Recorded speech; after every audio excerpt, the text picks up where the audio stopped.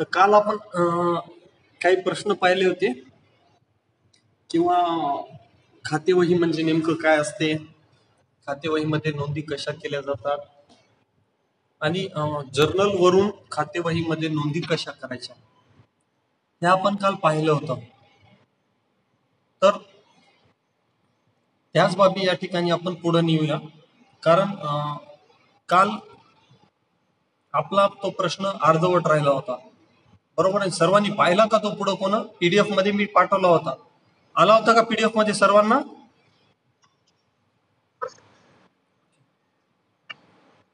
बाकी कोणी अजून काय माईक सुरू आहेत का सर्वांचे? काय यस सर नो सर म्हणत चला, जे काय असेल ते. हा. मी काय कोणाला म्यूट केलं नाही, तुम्ही तुमचा माईक ऑन ऑफ करू शकता तिकडनं. ओके, हे चालूच राहते इनकमिंग, पहिले 5 मिनिटं याच्यातच जाते अजून. तर मला वाटते काल मग मी 2-3 प्रश्न आपल्याला समजावून सांगितले होते, 2-3 मुद्दे यामधले. 7 नंबरचा झाला होता बघा, बरोबर आहे ना? 7 नंबरचा मुद्दा आपण समजावून सांगितला होता. ओके, या ठिकाणी पहिला दुसरा पण पाहिला होता, मला वाटते तिसरा पण मुद्दा आपला चर्चा झाली होती. त्यानंतर चौथ्या मुद्द्याबाबत मला बोलायचं होतं, पण वेळ नसल्यामुळे डायरेक्ट मी 7व्या मुद्द्यावर गेलो होतो. मला वाटतं नाही, 6वा मुद्दा, सॉरी 7वा बाकी होता. तर त्यापूर्वी चौथा मुद्दा आपण, या चौथा ट्रान्झॅक्शन कंप्लीट करून घेऊया.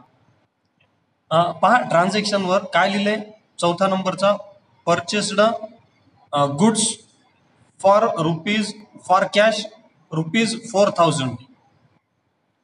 बरोबर आहे ना? 4,000 रुपये रोख देऊन माल खरेदी केलेला आहे, बरोबर ना? मग आता या ट्रान्झॅक्शन मध्ये 4 नंबरच्या ट्रान्झॅक्शन मध्ये काय होते, रोख रक्कम आपल्या व्यवसायातून बाहेर चालली आहे आणि माल आपल्या व्यवसायात येत आहे. रोख आणि गुड्स कॅश हे दोन्ही पण काय आहेत, एकाच प्रकारचे खाते येतं, बरोबर, रिअल अकाउंट. मग जेव्हा गुड्स आपल्या व्यवसायात येत आहे तेव्हा गुड्स इज कमिंग इन. त्या दिवशी मी तो प्रश्न पण दिला होता, कारणासहित आपण पाहिला होता. तर मग goods is coming in, goods account काय होणार, डेबिट होणार, आणि रोख रक्कम आपल्या व्यवसायातून बाहेर जात आहे, बरोबर ना? म्हणून कॅश अकाउंट काय होणार, क्रेडिट होणार. तर आपण या ठिकाणी पाहू शकतो, कॅश अकाउंट आपण या ठिकाणी क्रेडिट केलेलं आहे आणि गुड्स अकाउंट काय झालेलं आहे, डेबिट झालेलं आहे, बरोबर ना? कारण गुड्स आपल्या बिझनेसमध्ये येत आहे. मग आता या या नोंदी ज्या आहेत, ही नोंद जी आहे ती अकाउंट मध्ये कशी घेतली जाते पाहूया आपण. अकाउंट मध्ये कशी घेतली जाते, 1 मिनिट, माझा फोन चार्जिंग लावते मी.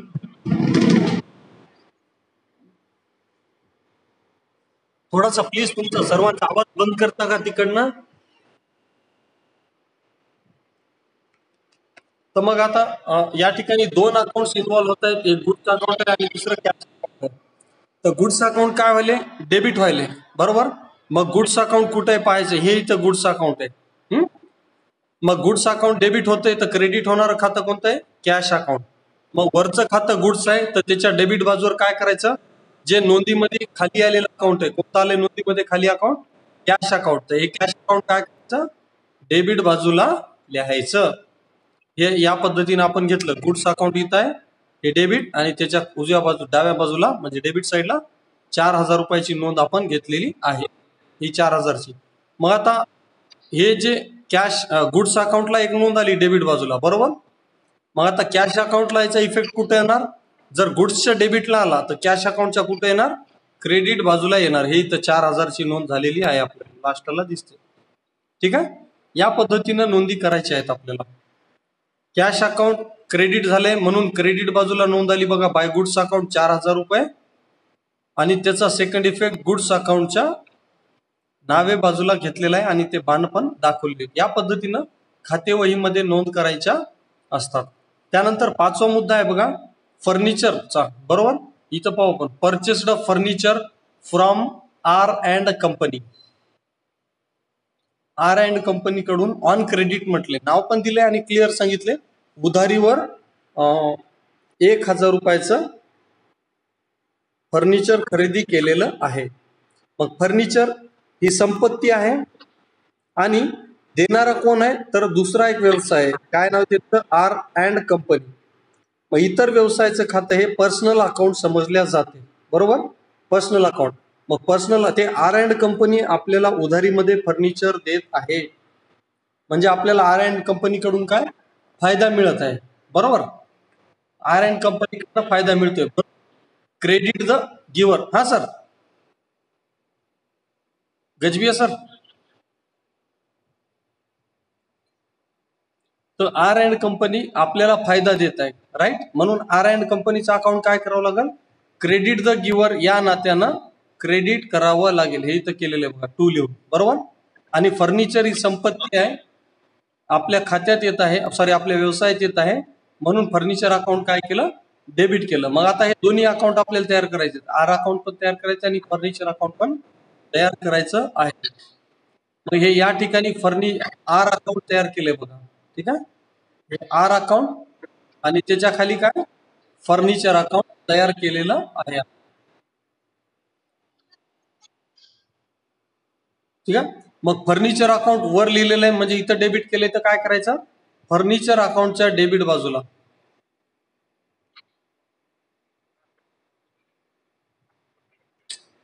फर्निचर अकाउंटच्या कुठं नोंद घ्यायची? डेबिट बाजूला नोंद घेतलेली आहे बघा इथं. ठीक आहे, टू आर अँड कंपनी आणि अमाऊंट आहे 1,000 रुपये. मग आरचा अकाउंट क्रेडिट झालेलं आहे, तर आरच्या अकाउंटला कोण्या बाजूला नोंद येणार? क्रेडिट बाजूला. ठीक आहे, आरच्या क्रेडिट बाजूला नोंद येईल. आली का मग?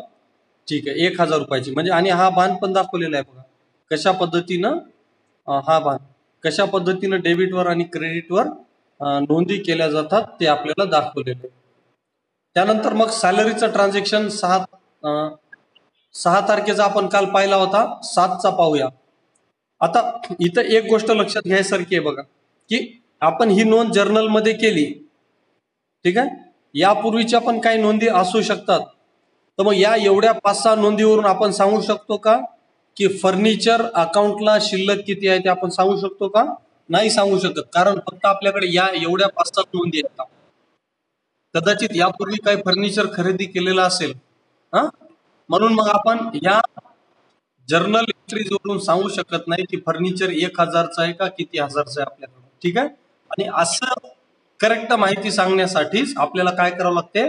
लेजर तयार करावं लागते. लेजर म्हणजे काय? तर खात्यांचा समूह. लेजर तयार करावं लागते म्हणजेच हे असे वेगवेगळे अकाउंट्स तयार करावे लागतात. मग आता फर्निचर किती आहे या एका एंट्रीवरून आपल्या लक्षात येत नाहीये. आपल्याला कुठं पाहावं लागते? फर्निचर खात्यावर पाहावं लागते. आता फर्निचर हे संपत्तीचं खातं आहे, म्हणून नेहमी फक्त मॅक्झिमम एंट्रीज डेबिट बाजूला येतात. बरोबर, जेव्हा जेव्हा संपत्ती खरेदी झालेली असेल तेव्हा तेव्हा. जर विकली तरच क्रेडिट बाजूला नोंद. मग आता फर्निचर अकाउंटच्या डेबिट बाजूला आपण पाहिलं तर आपल्याला दिसते फक्त 1,000ची एकच नोंद आहे. तर या फर्निचर खात्याच्या आधारे आपण सांगू शकतो की आपल्याकडं 1,000 रुपयाचं फर्निचर, 1,000 रुपयाची संपत्ती आहे, जे जर्नलवरनं आपल्याला कळत नाही. तर या हिशोबानं लेजर्स आपल्याला तयार करावं लागतं. त्यानंतर मग 7वा मुद्दा आपला राहिला होता बघा, paid cash to R and company. R and कंपनीकडून जे फर्निचर उधारीत आणलं होतं 1,000 रुपयाचं, ते 1,000 रुपये त्यांना आपण पेड केलेले आहेत. मग 1,000 रुपयाची नोंद कुठे बघू? ही 7 तारखेला नोंद. मग आता आता सध्या फायदा कोणाला मिळत आहे? आर अँड कंपनीला. पैसे कोणाला मिळत आहेत? आर अँड कंपनीला पैसे मिळत आहेत. म्हणजे आर अँड कंपनी ही या कंपनीचं खातं डेबिट होणार, कारण डेबिट द रिसिव्हर. आर कंपनीला फायदा मिळाला म्हणून आर कंपनीचं अकाउंट डेबिट. ठीक आहे, आणि नंतर मग काय पण कॅश पेड म्हटलेलं आहे. या ठिकाणी काय म्हटलंय? कॅश पेड किंवा पेड कॅश म्हटलं. याचा अर्थ आपल्याकडनं रोख रक्कम बाहेर जात आहे. मग रोख रक्कम बाहेर जायली तर काय नियम लागतो तिथं? Credit what goes out. Credit what goes out. म्हणून कॅश अकाउंट काय झालेले? क्रेडिट झालेले. मग आता बघा, या ठिकाणी आरला बेनिफिट मिळतोय ना, म्हणून ही 1000 रुपयाची नोंद आलेली आहे, बरोबर. आरची नोंद आलेली आहे आरच्या खात्यावर डेबिटनं, आणि आपल्याकडून रोख रक्कम चालली म्हणून कॅश अकाउंटच्या क्रेडिट बाजूला लिहिलेलं आहे बघा, by R and company account, बरोबर. आणि समोर 1000 रुपये रक्कम लिहिलेली आहे, हा ट्रान्झॅक्शन, आणि तिथून असा एक बाण दाखवलेला आहे इथं, बरोबर ना. तर या पद्धतीनं एका खात्याच्या जमा बाजूवर तर दुसऱ्या खात्याच्या नावे बाजूवर आपल्याला नोंदी करायच्या असतात. तर कोणाला काही डाऊट आहे का याच्याबद्दल, काही समजत नाही का?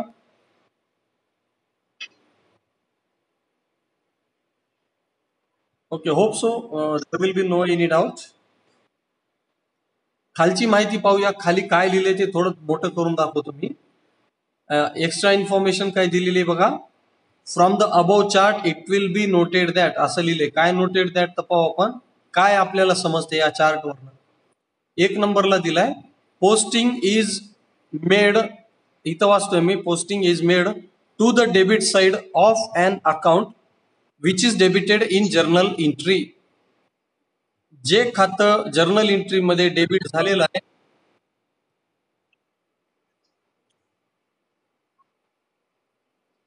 जे खातं जर्नल एंट्री मध्ये डेबिट झालेलं आहे त्याच्या डेबिट बाजूला नोंद करण्यात येते. जसं आरचं खातं या ठिकाणी डेबिट झालेलं आहे तर त्याच्या कोणत्या बाजूला नोंद आली, डेबिट बाजूवर, बरोबर.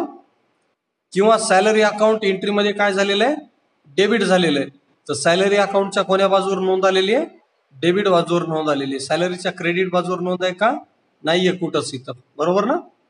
तर जर्नल एंट्रीमध्ये जे खातं डेबिट झालेलं असेल त्याच्या डेबिट बाजूवर आपल्याला नोंद घ्यायची आहे. आणि जर्नल एंट्रीमध्ये जे खातं क्रेडिट होत आहे, क्रेडिट होणं म्हणजे काय, टू लिहून असते तिथं, क्रेडिट लिहिलेलं नसते, ठीक आहे.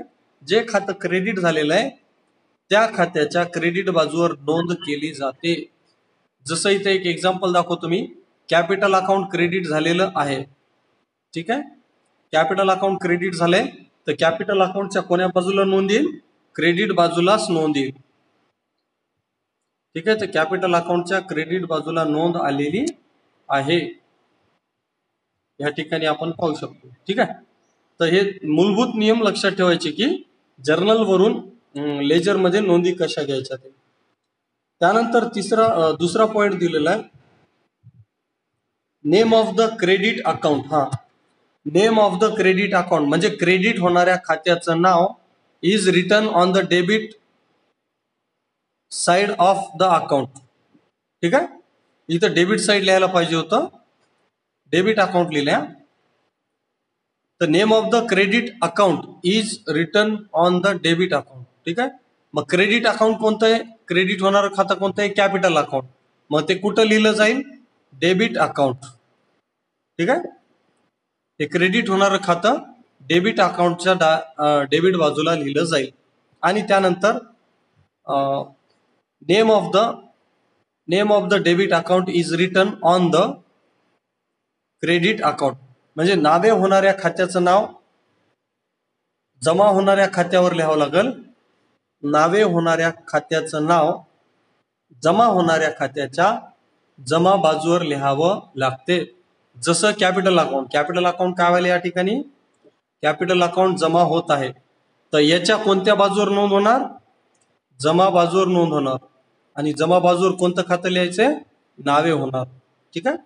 तर असं दोन्ही बाजू आपल्याला लक्षात आल्या पाहिजे. त्यानंतर तिसरा मुद्दा आहे, entry on the debit side of account starts with 2. Entry on debit side of the account, ह्या सगळ्या ज्या नोंदी आहेत बघा, मी रेष ओढलेला आपलं, या सगळ्या नोंदी कशा सुरू होत आहेत, टू या शब्दानं सुरू होत आहेत, बरोबर ना. डेबिट बाजूवरच्या नोंदी टू या शब्दानं सुरू होतात. तर क्रेडिट बाजूवरच्या नोंदी कोणत्या शब्दानं सुरू होतात, बाय नावानं. आपण या ठिकाणी पाहू शकतो हे सगळे बाय बाय बाय लिहिले, बरोबर ना. तर या 2-3 बाबी आपण लक्षात ठेवायच्या काय म्हणतात त्याला, लेजर तयार करत असताना. तर समजते का, ह्या बाबी समजतात का,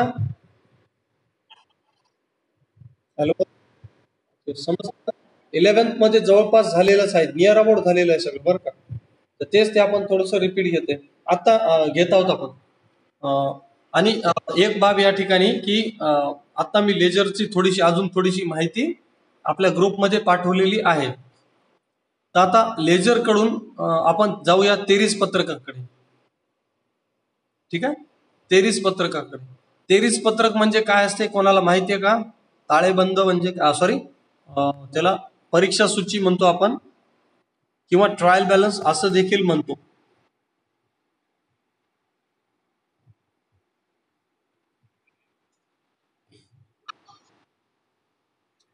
काय असते तेरीस पत्रक?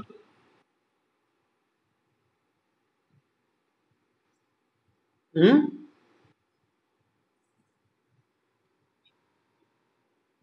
कशाची?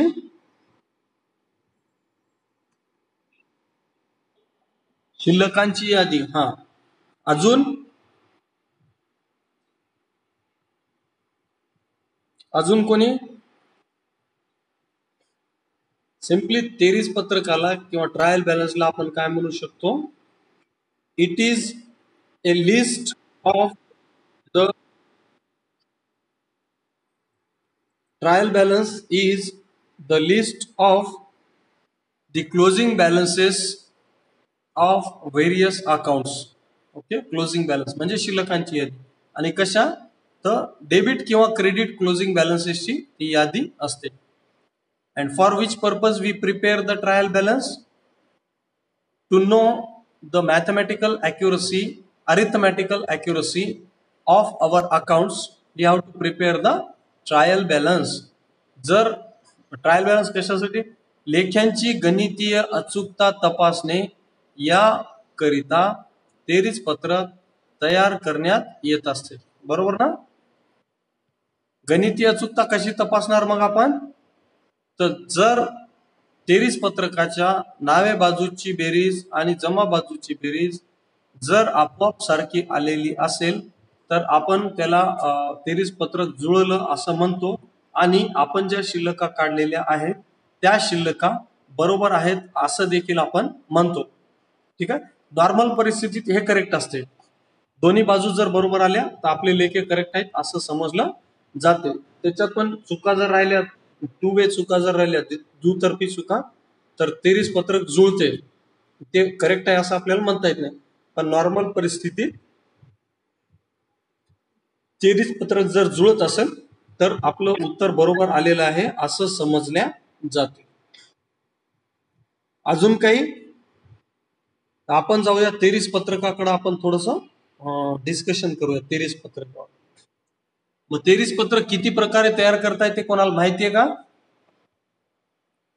तेरीस पत्रक किती प्रकारानं तयार करता येते कोणाला माहितीये? बघा, एक असते, व्हाईट दिसत असेल स्क्रीन तुम्हाला, एक असते trial balance, gross trial balance. दुसरं असते नेट ट्रायल बॅलन्स. आणि तिसरं असते कंबाईनड.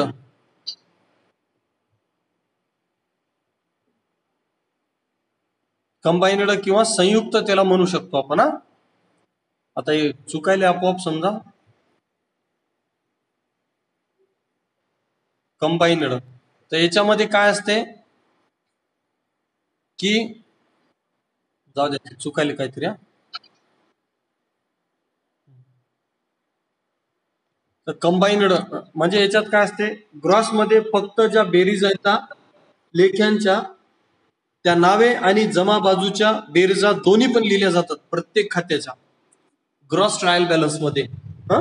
नेट आपण जी तयार करतो नॉर्मल परिस्थितीमध्ये ती नेट ट्रायल बॅलन्स असते.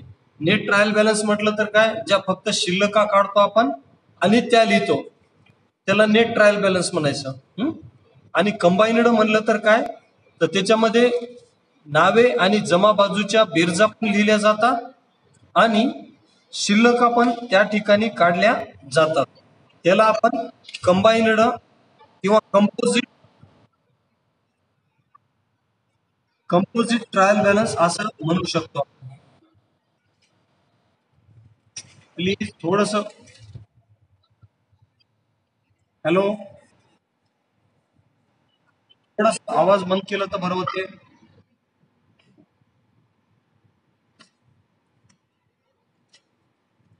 जे दोन प्रकार मॅक्झिमम वापरले जातात, कंबाईन कोणी वापरत नाही.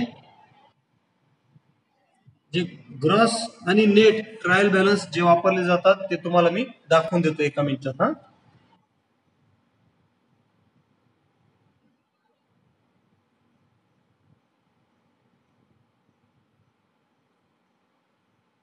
तर कोणकोणते प्रकार सांगितले मी? 3 सांगितले ना. हॅलो,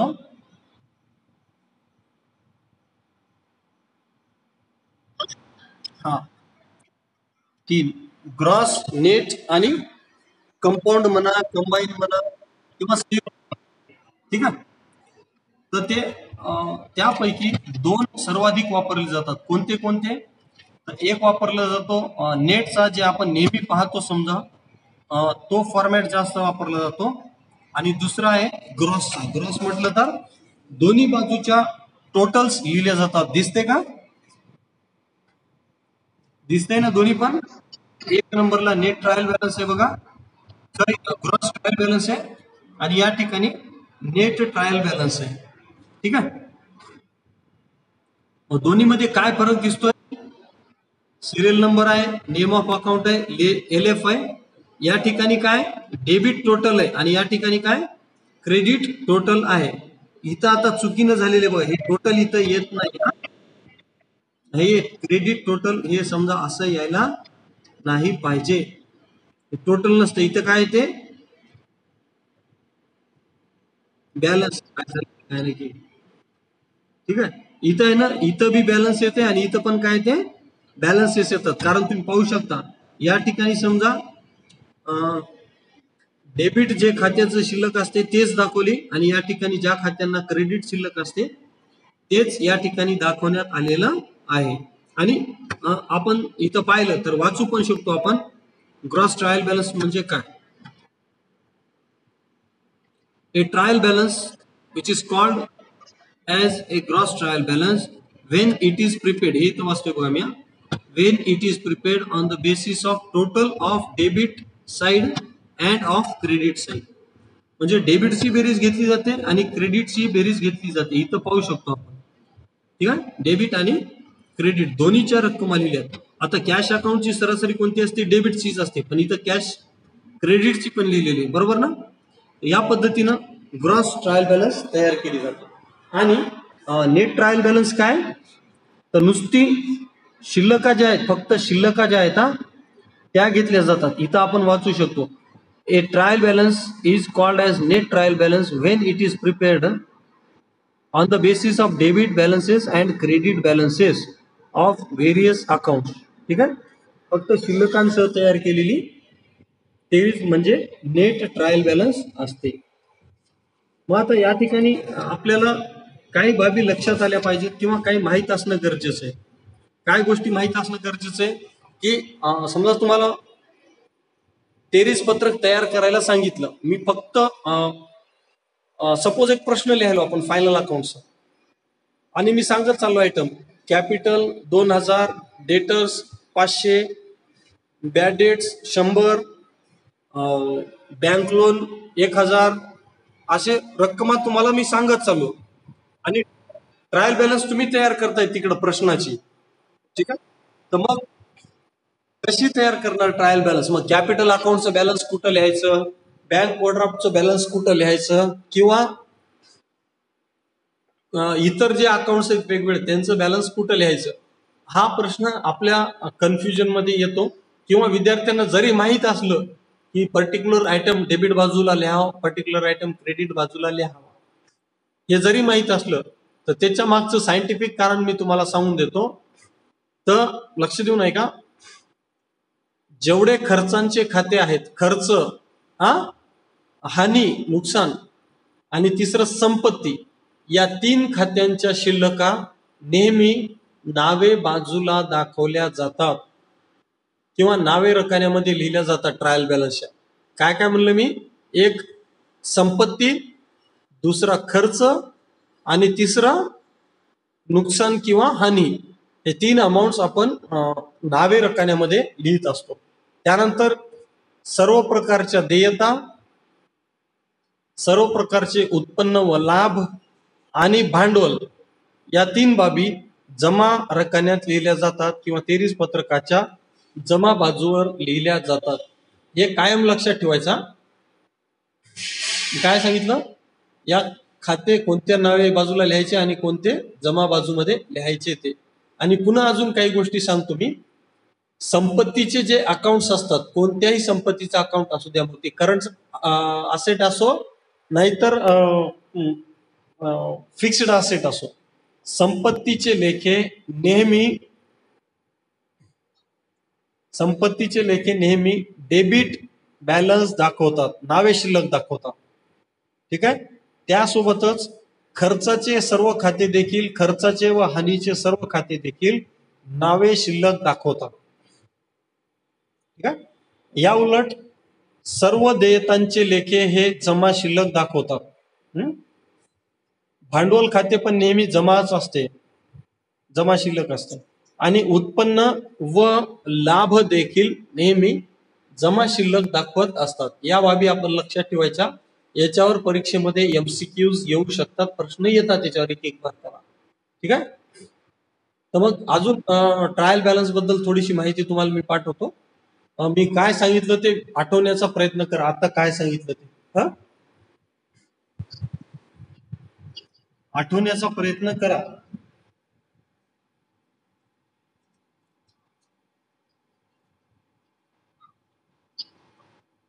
बोला, कोणाला काय अडचण?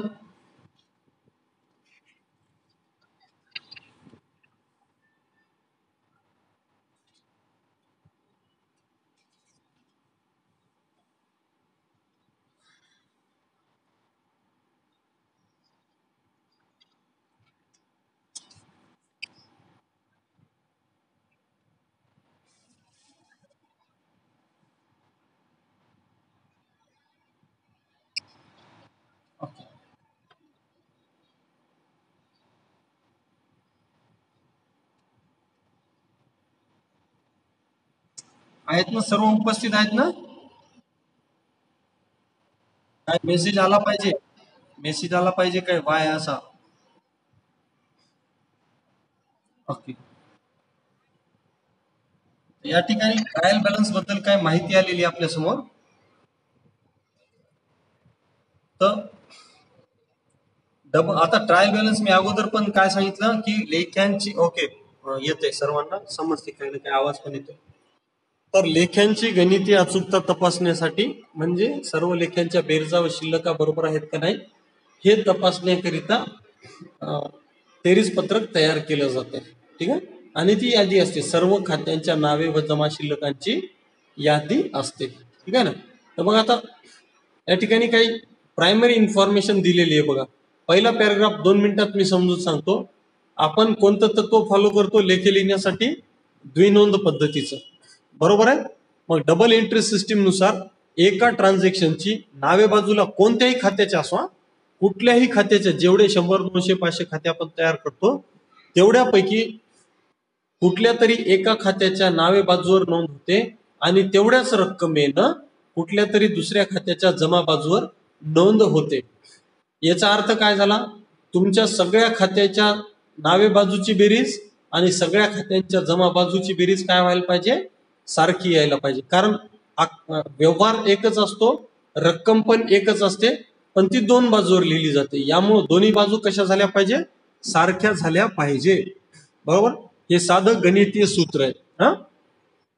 तर मग आणि ते डबल एंट्रीचं तत्वच आहे समजा. मग या डबल एंट्री सिस्टीम नुसार प्रत्येक debit is equalized by 1 or more credits.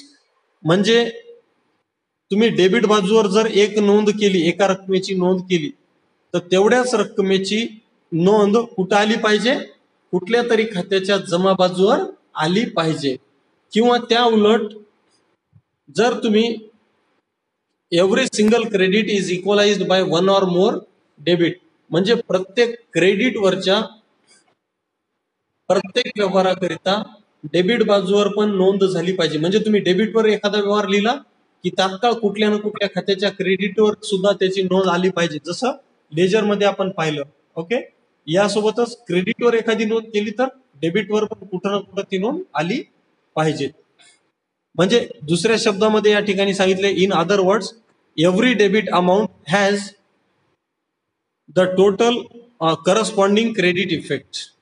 म्हणजे प्रत्येक डेबिट नोंदीसाठी काय क्रेडिट, तेवढ्याच रकमेची क्रेडिट नोंद देखील असेल.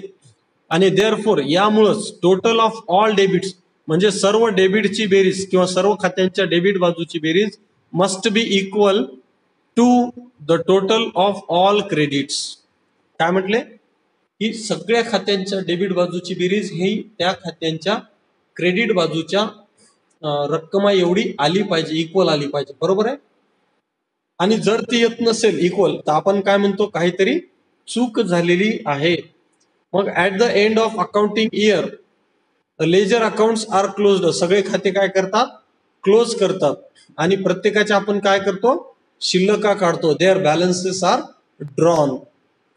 मग पुढं काय नुसत्या शिल्लका काढल्या म्हणजे झालं आपलं काम असं आहे का, नाही. तर त्यावरून आपल्याला नफा तोटा माहीत करावा लागतो. म्हणजे नफा तोटा पत्रक आणि बॅलन्स शीट तयार करावी लागते. मग इथं हवेवर मेअरली म्हणजे फक्त closing the ledger accounts and finding their balances is not sufficient. लेखे बंद करणे आणि त्याच्या शिल्लक काढणे हे सफिशियंट नाही. त्याची arithmetical accuracy, it is necessary to check their arithmetical accuracy म्हणजे गणितीय अचूकता. कशाची, तर रायटिंग द ट्रान्झॅक्शन म्हणजे जे व्यवहार नोंदवलेले डेबिट आणि क्रेडिट साईडवर त्यांची गणितीय अचूकता तपासण्यासाठी, म्हणजे बेरीज बरोबर येते का नाही तपासणे गरजेचं असते. ठीक आहे. मग ते this is done by preparing a statement of ledger account with their. इथं पहा, हे वाक्य महत्वाचं आहे. मग आता गणितीय अचूकता आली का नाही, बरोबर येतात का नाही दोन्ही बाजूच्या बेरजा, ते कशावरून माहित होते.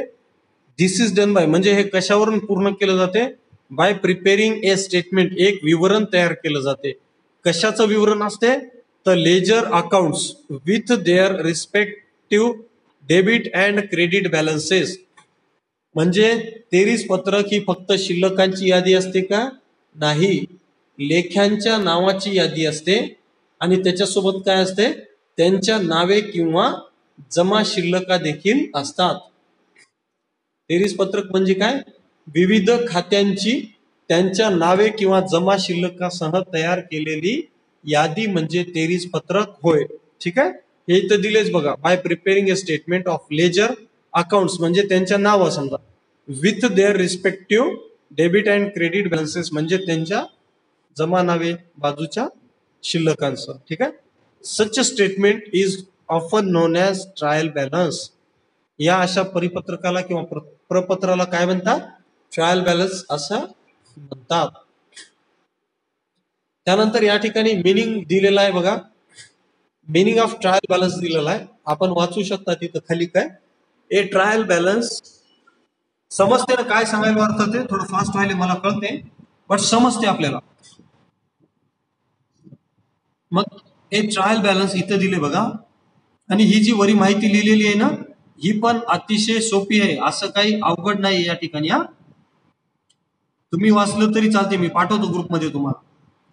ए trial balance is a statement of all ledger account. हे विवरण कशात आहे, सगळ्या लेख्यांच्या शीर्षकांचं, टेकन टुगेदर म्हणजे एकत्रित करून, with their respective debit and debit और credit balances on particular date. एका विशिष्ट तारखेला लेख्यांच्या शीर्षकाची यादी व त्याच्यासह त्या संबंधित खात्याची डेबिट किंवा क्रेडिटच्या शिल्लका, असं प्रपत्र म्हणजे तेरीस पत्रक होय. मग आता तेरीस पत्रक कसं तयार केलं जातं, ठीक आहे. तेरीस पत्रक कसं तयार केलं जातं या ठिकाणी, purpose of the trial balance. ठीक आहे. कसं तयार केलं जाते, मग का तयार केलं जाते. आता कसं आपल्याला माहित, मी सांगूनच देतो. समजा तुमचं कॅश अकाउंट आहे, कॅश अकाउंटची नेहमी नावे बाजू मोठी असते आणि जमा बाजू छोटी असते, बरोबर. मग आपण काय करतो, जी बाजू मोठी आहे त्या बाजूची बेरीज दोनही बाजूंवर लिहितो. म्हणजे कॅश अकाउंटच्या बाबतीत डेबिट बाजूची बेरीज मोठी येते म्हणून ती बेरीज आपण दोन्हीकडे लिहितो. ठीक आहे. आणि त्या मोठ्या बेरजेतून क्रेडिट बाजूची रक्कम वजा करतो, बरोबर ना. म्हणजे नावे बाजूच्या बेरीज मधून क्रेडिट बाजूची बेरीज वजा करतो आणि उरलेल्या शिल्लकला आपण काय म्हणतो, बॅलन्स म्हणतो, बॅलन्स ऑफ द अकाउंट. ठीक आहे, शिल्लक. मग आता जेव्हा नावे बाजूची बेरीज जास्त आलेली असते तेव्हा त्या खात्यावर नावे शिल्लक निघते. ज्या खात्याची नावे बाजूची बेरीज जास्त त्या खात्यावर कोणती शिल्लक निघणार, डेबिट बॅलन्स, नावे शिल्लक. ठीक आहे. या विरुद्ध ज्या खात्याचे जमा बाजूची बेरीज जास्त आलेली असेल, जमाची बेरीज जास्त, त्या ठिकाणी काय निघते, जमा शिल्लक म्हणजे क्रेडिट बॅलन्स. ओके. मग आता काय पर्पजेस काय, उद्देश काय आहे, तर बेरीज पत्रक तयार करण्याचे. तर या ठिकाणी 2-3 उद्देश दिलेले आहेत बघा. ठीक आहे. पहिला उद्देश काय आहे, a trial balance is prepared to check arithmetical accuracy, म्हणजे गणितीय अचूकता तपासणी, बेरजा सगळ्या बरोबर आहेत का नाही आहेत आपल्या. जर बेरीज पत्रक जुळलं नाही तर सिम्पली आपण म्हणतो कुठंतरी चूक झालेली आहे, त्यामुळेच ते जुळत नाही. म्हणजे गणितीय अचूकता तपासण्यासाठी, लेख्यांची गणितीय अचूकता तपासण्यासाठी बेरीज पत्रक तयार केलं जाते. कशाच्या अंतर्गत, डबल एंट्री सिस्टीमच्या अंतर्गत. ठीक आहे. त्यानंतर पुन्हा दुसरा मुद्दा या ठिकाणी आहे, it is prepared to find out the errors. जर बेरीज पत्रक जुळत नसेल, म्हणजे जमा बाजूची बेरीज जास्त यायली बेरीज पत्रकाच्या आणि नावे बाजूची बेरीज कमी यायली, म्हणजे बेरीज पत्रक जुळले का नाही, याचा अर्थ कुठं ना कुठं चूक झालेली आहे. ठीक आहे. तर अशा चुका शोधून काढण्यासाठी आपल्याला बेरीज पत्रक तयार करावं लागते. लेखाकर्मीय चुका शोधण्यासाठी बेरीज पत्रक तयार केलं जाते. आणि तिसरा मुद्दा आहे, it helps to prepare the final accounts of business. बेरीज पत्रक आणि समायोजनेचे जे व्यवहार असतात त्याच्यावरूनच आपण अंतिम लेखे तयार करत असतो. तर हे 3 उद्देश आहेत या ठिकाणी बेरीज पत्रक तयार करण्याचे. तर ठीक आहे, आपला we are running out of time, म्हणजे टाइम संपत यायला आपला. तर बंद होण्यापूर्वी मीटिंग तुम्हाला एक टास्क सांगतो. हे जे कॅरेक्टरिस्टिक्स आहेत ट्रायल बॅलन्सचे, त्याचा आपण